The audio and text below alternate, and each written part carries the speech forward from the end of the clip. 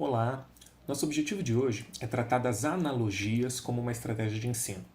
Nós vamos voltar para o conceito de PCK, visto na primeira semana do curso, para destacar que já na década de 80, o Schumann incluía no conhecimento pedagógico de conteúdo as formas mais úteis de representação das ideias a serem ensinadas.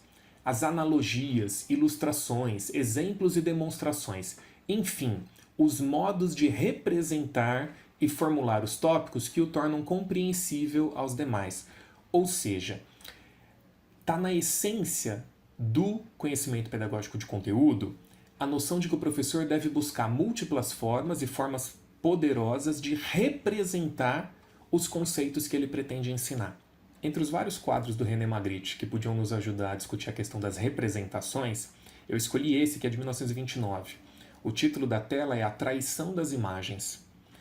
Nota que o que está escrito é: isto não é um cachimbo. Isso pode causar algum estranhamento inicial, mas não há como discordar do autor. De fato, o que nós temos retratado aqui não é um cachimbo, é uma representação de um cachimbo. Essa representação não tem as propriedades do objeto que ela representa. Você não pode segurar o quadro como se segura um cachimbo. Ele não tem o mesmo peso, ele não tem o mesmo formato tridimensional. Você não pode colocar fumo dentro do cachimbo do quadro. Qualquer professor de qualquer área tem bastante a refletir sobre essa dinâmica entre as representações e os objetos representados. A ideia é que sempre que a gente faz uma representação de um conceito, e é assim que a gente leva os conceitos até os alunos, a representação simplifica aquele objeto representado de alguma forma. Algumas propriedades se perdem. Quando a gente pensa nas analogias, essa deve ser uma reflexão constante.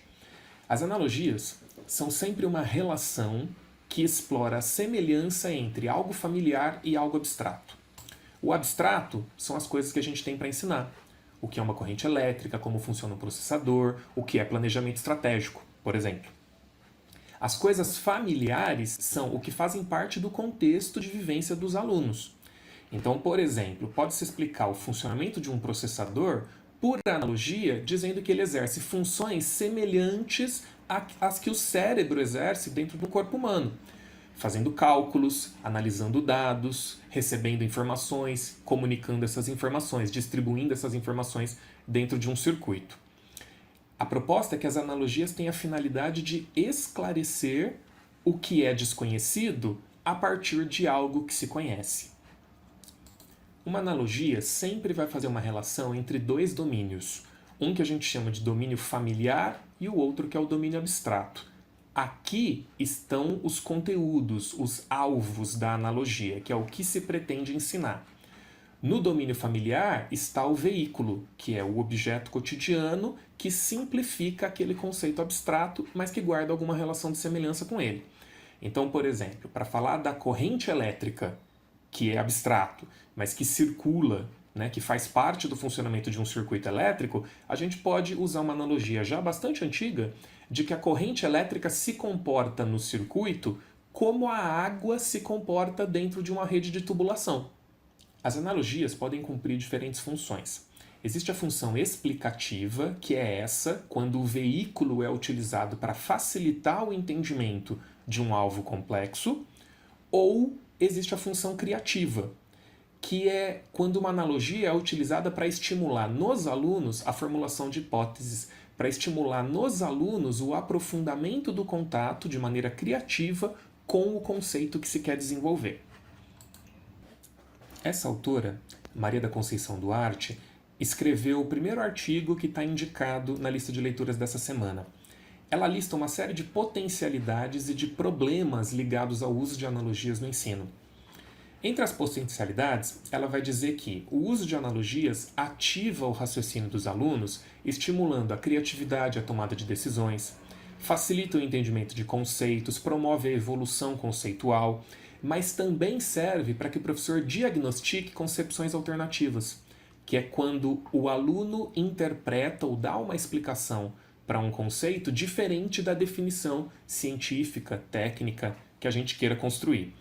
Então as analogias também servem como um mecanismo de avaliação da compreensão dos alunos. quando os alunos formulam a própria analogia ou quando falam a respeito dela. Os problemas estão agrupados em 3, que nós vamos destacar agora em slides separados. O primeiro problema, o primeiro risco no uso de analogias é quando o veículo, o familiar, toma o lugar do alvo.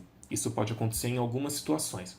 Vamos dizer que um professor da área de saúde queira trabalhar células sanguíneas, por exemplo, e ele vai explicar os glóbulos brancos como sendo o exército de defesa do nosso organismo. O domínio familiar está aqui na expressão exército, que traz uma imagem familiar para os alunos tipicamente de soldados. Ainda que o exército e os leucócitos, os glóbulos brancos, exerçam uma função de defesa, então eles têm uma relação de semelhança, eles atuam em contextos absolutamente diferentes. O risco é, se essa analogia não for desenvolvida em sala, explicitando o que é característico só do domínio familiar e o que é característico só do domínio abstrato, o aluno pode transferir propriedades do veículo para o alvo, e aí ele forma uma imagem mental equivocada. Por exemplo, acreditando que os glóbulos brancos possuem ferramentas, que eles possuem armamento ou maquinário que eles utilizam no combate a infecções. Isso aqui expressa quando a analogia que não é bem desenvolvida promove um desentendimento, promove a formação de concepções cientificamente equivocadas. E então deixam dúvidas, né? Os leucócitos são um exército de defesa, eles previnem infecções. Mas como assim? Como exatamente eles atuam? Do que eles são feitos? Essas questões precisam ampliar a abordagem da analogia, para que o aluno perceba a diferença e não tome o veículo no lugar do alvo. Um segundo risco é quando o veículo não é familiar ao aluno. E aí tem 2 casos. Um primeiro, voltando para a analogia do processador de computador com o cérebro humano, é quando o domínio familiar empregado é complexo demais. O aluno pode até entender que o cérebro tem um papel fundamental no funcionamento de um organismo. No entanto, ele não sabe exatamente como o cérebro atua.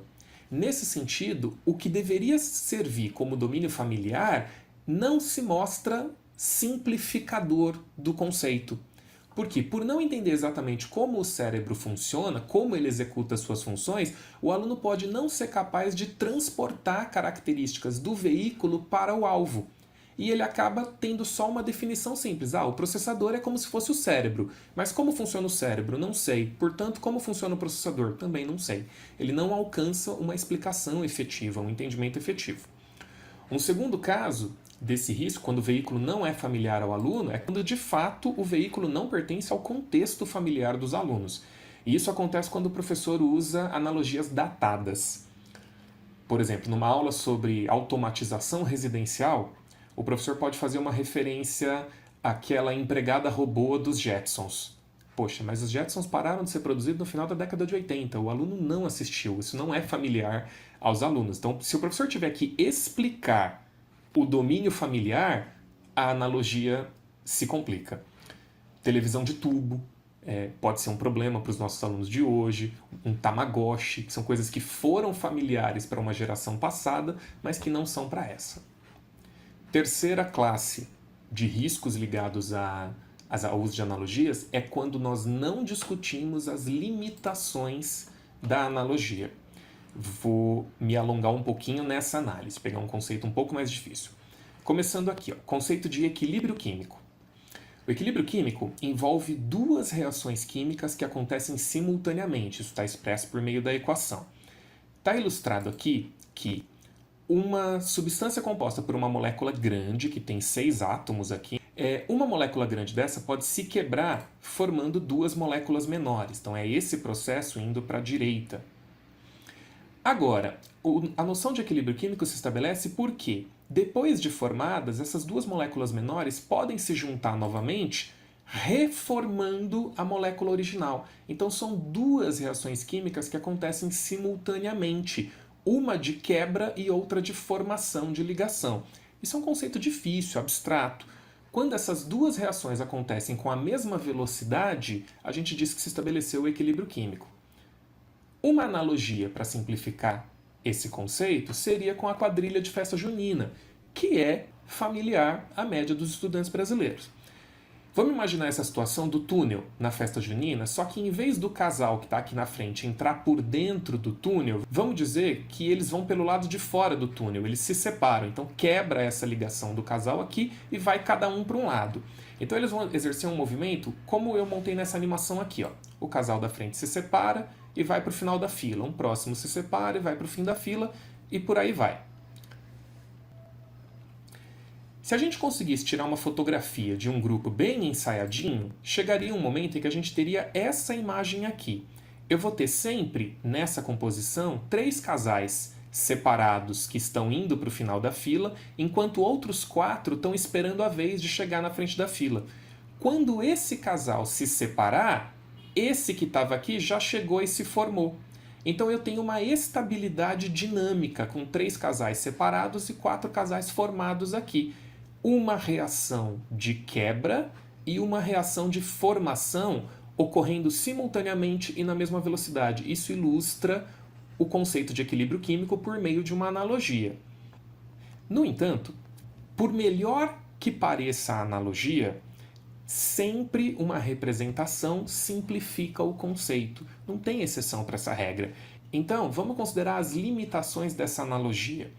Nota que está sempre pressuposto que um casal que se separa aqui será o mesmo casal a se formar no final da fila.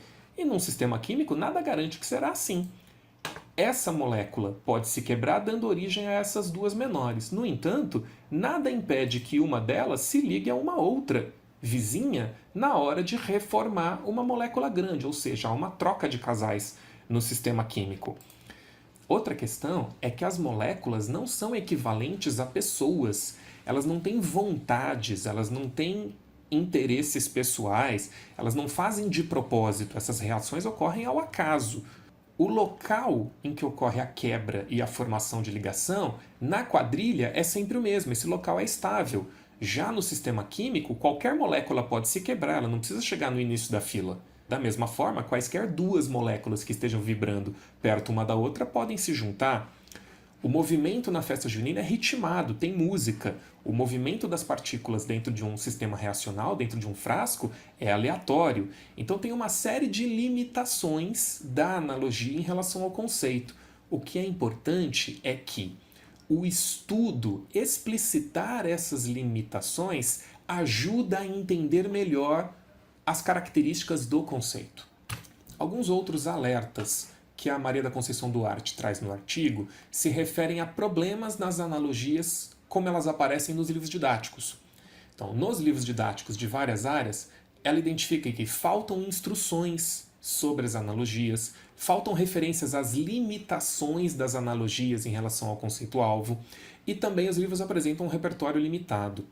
Já em relação ao que ela nota na prática dos professores, ela identifica que, em geral, os professores se utilizam de poucas analogias, eles improvisam essas analogias, o que é grave, a analogia precisa ser previamente estudada. Em função desse improviso, muitas vezes o veículo se mostra mais complexo do que o próprio alvo, ele não é familiar aos alunos. Professores dificilmente discutem as limitações das analogias, não recorrem a múltiplas analogias para explicar um mesmo conceito abstrato, dificilmente sugerem que os alunos elaborem suas próprias analogias, com isso perdem a chance de usar a função criativa das analogias. Eles podem confundir analogias com simples exemplos, com aplicações do conceito, e normalmente não avaliam a eficácia de cada analogia. Esses são alertas que estão desenvolvidos no artigo da Duarte.